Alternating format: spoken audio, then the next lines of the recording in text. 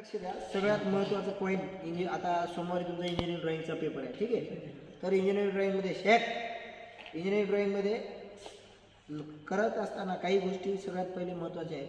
ते काय करायचं असं यामध्ये मी सांगेलच. तर ड्रॉइंगचा पेपर तुमचा 3 तासाचा असतो. किती? 3 तासाचा पेपर असतो. क्वेश्चन तुम्हाला वेगवेगळे राहतात. 3 आवर्सचा पेपर राहतो. त्याच्यामध्ये क्वेश्चन राहतील 3, 4, 5 काय येतील ते क्वेश्चन, ठीक आहे.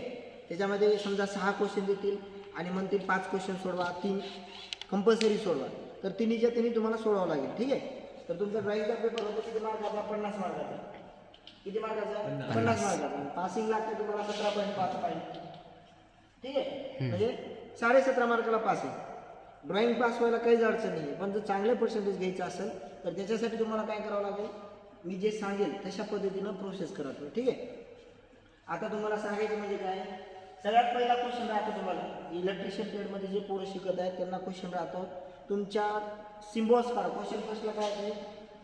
सिम्बॉलचं क्वेश्चन राहतं. सिम्बॉल. आता सिम्बॉलमध्ये ना एक 5 ते 6 प्रकारचे सिम्बॉल देतील. ते काय करतील? 5 ते 6 प्रकारचे सिम्बॉल्स देतील. त्याच्यामध्ये सांगितलं जाईल एनी 4 काढा किंवा 3 काढा किंवा 6ची 6 बी काढा मला, ठीक आहे. मग 6चे 6 सिम्बॉलमध्ये फॉर एक्झाम्पल घ्या जे क्वेश्चन पेपरमध्ये येतील ते. तर तुमच्या पेपर राहतो असा एक प्लेन पेजचा, ठीक आहे. प्लेन पेज राहतं, जोड पेज राहतं. त्याच्यामध्ये ना वरच्या साईडला काय केलं जातं, तुम्हाला ह्या साईडला तुमचं रजिस्ट्रेशन नंबर, तुमचं जे हॉल तिकीटवर आलेला आहे एक्झाम ते ह्या साईडला दिलेलं असतं आणि ह्या साईडला काय असतं, लोगो असतो, शिक्का मारलेला असतो, ठीक आहे. तर त्याच्यामध्ये काय करायचं, ह्या उत्तरपत्रिकेमध्ये हे कशाचं बोलत आता उत्तरपत्रिकेचं इंजिनिअरिंग ड्रॉइंग का उत्तरपत्रिकेमध्ये काय करायचं, मार्जिन मारून घ्यायची 1 सेंटीमीटर टाक. किती? 1 सेंटीमीटर. कुठून मारायची? एकतर वरून मारलं तरी चालेल किंवा ह्या नावाचं जे मार्जिन मारले त्यापासून खाली घ्या. 1 सेंटीमीटर बॉर्डर मारून घ्यायची 4 पेजवर. बॅक टू बॅक म्हणलं तर 2 जोड पेज किती होतात? 4 पेज होतात ना बॅक टू बॅक. 4. तर याच्यामध्ये काय करायचं मग, तुमचं जे फ्रंटला आहे त्याच्यानंतर एक दुसरी काळजी काय घ्यायची, तुम्ही ज्यावेळेस क्वेश्चन फर्स्ट इथं सोडवता, क्वेश्चन पहिल्या पेजवर क्वेश्चन पहिला सोडवायचा, दुसरा क्वेश्चन सोडवायचा नाही. नाहीतर डायरेक्ट तुम्ही चालू करता क्वेश्चन नंबर 4, त्याला काही व्हॅल्यू नाही. कसं आहे ते, त्याच्यावर तुमचं डायरेक्ट निदर्शनास येते की तुम्ही कॉपी केली. काय तुम्ही बघून लिहिलेलं, कारण का तुम्हाला पहिला येत नाही, डायरेक्ट 4थाच कसं काय सोडवला, बरोबर आहे नाही. त्याच्यासाठी तुम्ही काय करा, क्वेश्चन नंबर फर्स्ट सोडवा. तुम्हाला येत नसेल तर सोडून द्या तिथंच, जागा सोडून द्यायची, ठीक आहे. जागा सोडून द्या, नंतर आठवलं तर तुम्ही तिथं करा. त्याच्यानंतर क्वेश्चन नंबर 2 काय येईल तुम्हाला, क्वेश्चन नंबर फर्स्टमध्ये सिम्बॉल येईल. क्वेश्चन नंबर 2 मध्ये काय येईल, इलेक्ट्रिशियन ट्रेडच्या रिलेटेड टूल्स येतील. काय येतील? टूल्स. फ्री हँड केचेसमध्ये. मग फ्री हँड केचेसमध्ये तुम्हाला फॉर एक्झाम्पल घ्या, बॉल पिन हॅमर येईल, कॉम्बिनेशन प्लायर येईल, स्क्रूड्रायव्हर येईल, टेस्टर येईल, जे चिजल येतील, काय येतील ते येतील, किंवा SWG येईल. SWG म्हणजे काय, स्टँडर्ड वायर गेज, ठीक आहे, ते येईल. अशापैकी कोणतं पण येऊ शकतं. ते झालं क्वेश्चन नंबर 3. क्वेश्चन नंबर 3 मध्ये तुम्हाला काय येईल, आता क्वेश्चन नंबर जेवढ्या पहिल्या पेजवर बसलं तर तेवढंच तुम्ही पहिल्या पेजवर काढायचं, ज्यादा चढबिचड करायचं नाही, घाण करायचं नाही. पेपरला सोडवत असताना तुमच्याकडे पेन्सिल राहते, खोटरबर राहतं आणि एक मऊ कपडा पण ठेवायचा जवळ सॉफ्ट. काय करायचं, जर पेन्सिल खराब झाली, स्केल काय करायचं, बार स्केल पट्टी राहते ना, त्याच पट्टीला काय करायचं, पुसून काढायचं. त्याच्यामुळं काय होईल, तुम्ही जे पेन्सिलनं काढता तुम्ही पट्टी सरकता असं सारखं, त्याच्यामुळं पट्टी काय होते, खालून घाण जाते. आणि त्याच्यामुळं तुम्ही जर इकडं जाऊन अशी जर रेष मारायची म्हणली, पट्टी ठेवली तर हे पेज काय होतं, काळं होतं.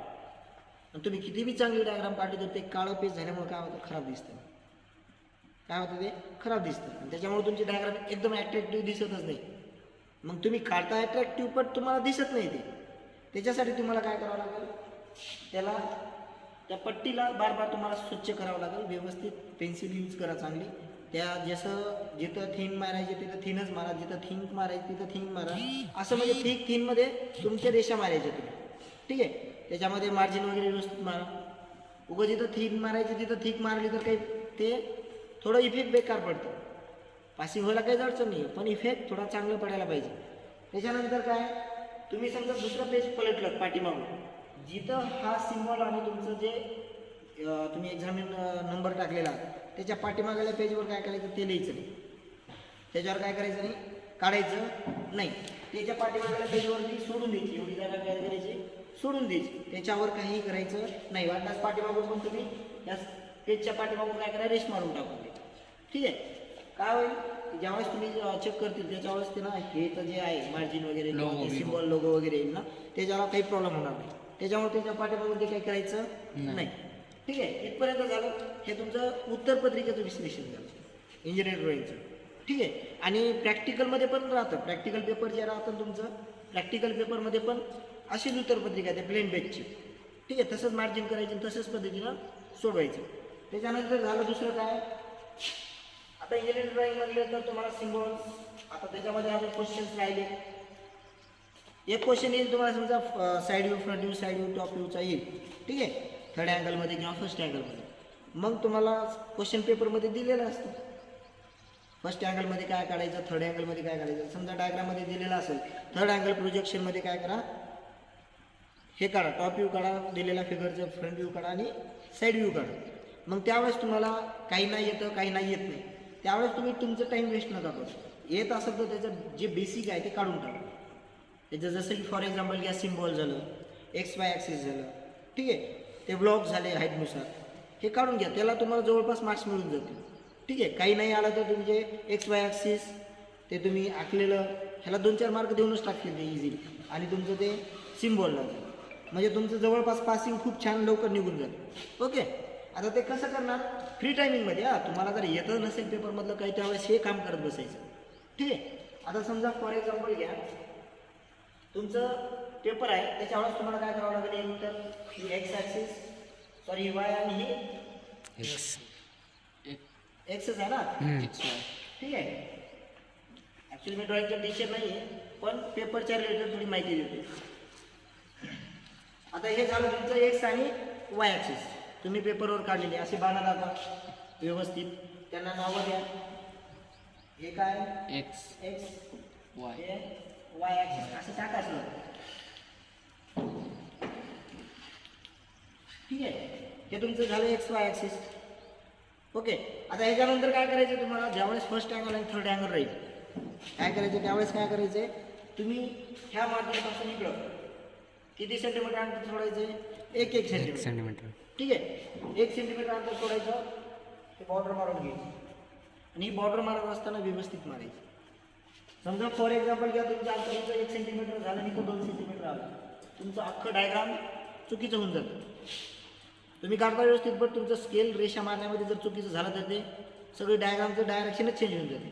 त्याच्यासाठी व्यवस्थितच लाईन मारायची, व्यवस्थित. याच्यामध्ये 0.5 mm सुद्धा डिफरन्स चालत नाही. कशामध्ये, फर्स्ट अँगल थर्ड अँगल प्रोजेक्शनमध्ये व्यवस्थित काढायचं. ओके. आता इथं तुम्हाला जर सरळ रेषा मारता येत नसेल, छोटी स्केल असेल, तर त्यावेळेस काय करायचं, वरच्या ॲक्सिसमध्ये 1 सेंटीमीटर अंतर घेऊन मार्जिन डॉट मारून टाका. खालून पण काय करा, 1 सेंटीमीटर डॉट मारा, स्केल ठेवा, रेश मारा. ओके. हे झालं. त्याच्यानंतर हे झालं इथून पुन्हा इकडे 1 सेंटीमीटर सोडा, रेश मारून घ्या. ओके. पुन्हा हे झालं वाय ॲक्सिसचं झालं, एक्स ॲक्सिसला बी तसंच करा, इथून इकडे 1 सेंटीमीटर सोडा, इथून इकडे 1 सेंटीमीटर सोडा आणि रेश मारून घ्या. तुमचा ब्लॉक कसं दिसेल, असं येईल. कसं दिसेल म्हणजे ब्लॉक तुमचा अशा प्रकारे येऊन जाईल. मग हा ब्लॉक आला तर तुम्हाला याच्यामध्ये आता जसं कोणती कशामध्ये सांगितलं, कशामध्ये सांगितलेलं आहे, front view, top view, side view कशामध्ये काढायचं. ओके. तर याच्यामध्ये आता समजा फॉर एक्झाम्पल घ्या, त्याला थर्ड अँगल प्रोजेक्शनमध्ये दिले, कशामध्ये दिलं आहे, थर्ड अँगल प्रोजेक्शनमध्ये. आता थर्ड अँगल प्रोजेक्शन म्हटलं तर टॉप व्ह्यू कुठं राहतं, इथंच राहतं ना. सर डायग्रामवर अवलंबून आहे सर ते, त्या डायग्रामनुसार बघा. ठीक आहे. टॉप व्ह्यूवरच राहतं, तुम्ही चेक करू शकता, काही प्रॉब्लेम नाही. पण मी एक सांगायला, फॉर एक्झाम्पल जर डायग्राम झालं, टॉप व्ह्यू इथं येईल, खाली फ्रंट व्ह्यू. हां बरोबर. ठीक आहे. तुम्हाला क्वेश्चन पेपरमध्ये डायग्राम येऊन जाईल, त्याच्यावरच तुम्हाला कळून जाईल. ही मी सगळं काय सांगतोय, प्रिव्हियसचं सांगत आहे.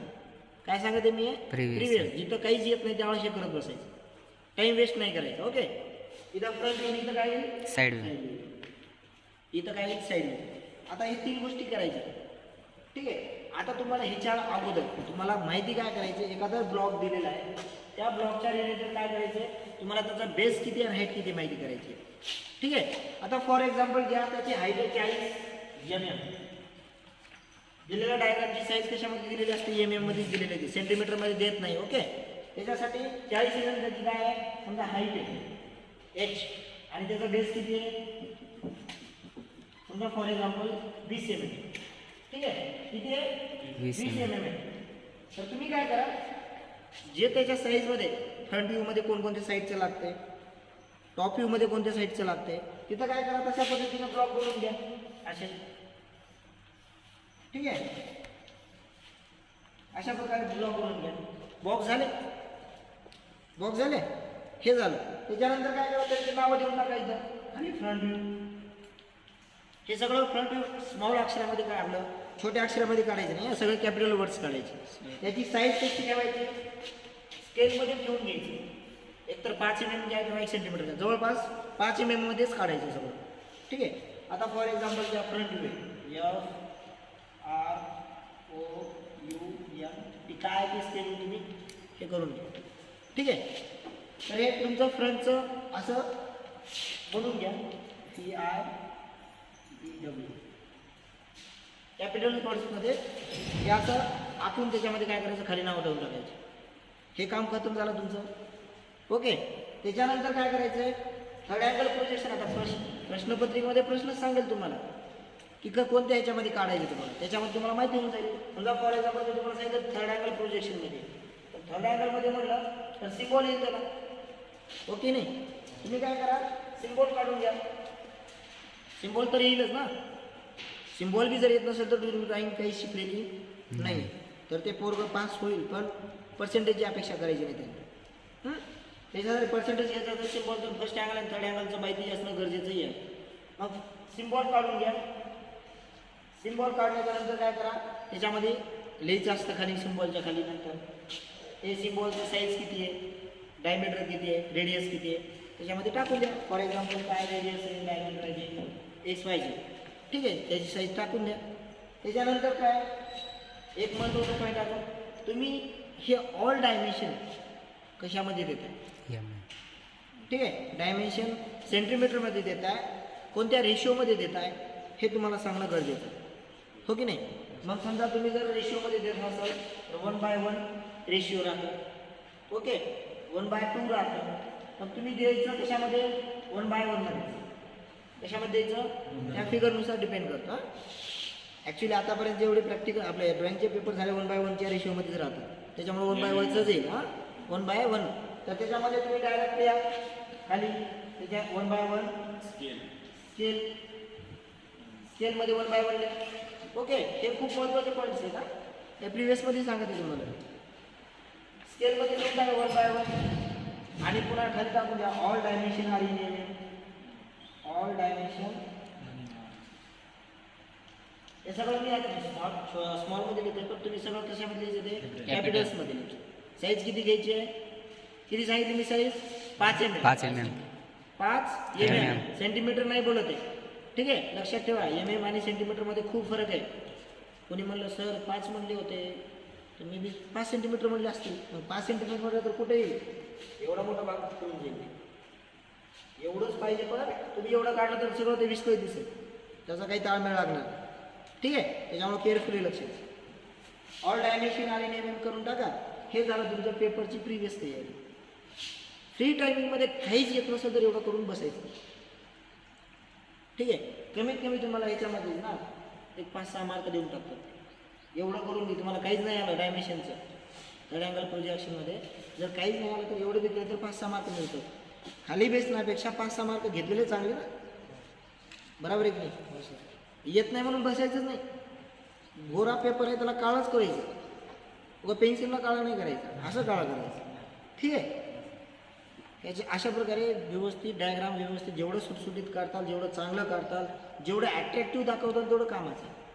ठीक आहे, आणि क्वेश्चन सोडवत असताना सिरियसली सोडवायचं, कुठेही सोडवायचं नाही, हे लक्षात ठेवा. ठीक आहे, चलो सगळ्यांनी हे व्हिडिओ बघा आणि तुम्ही तुमच्या मित्रांना पण शेअर करा. हे खूप महत्त्वाचं आहे. ड्रॉइंगचा पेपर आहे तुमच्या समोर. ओके, धन्यवाद.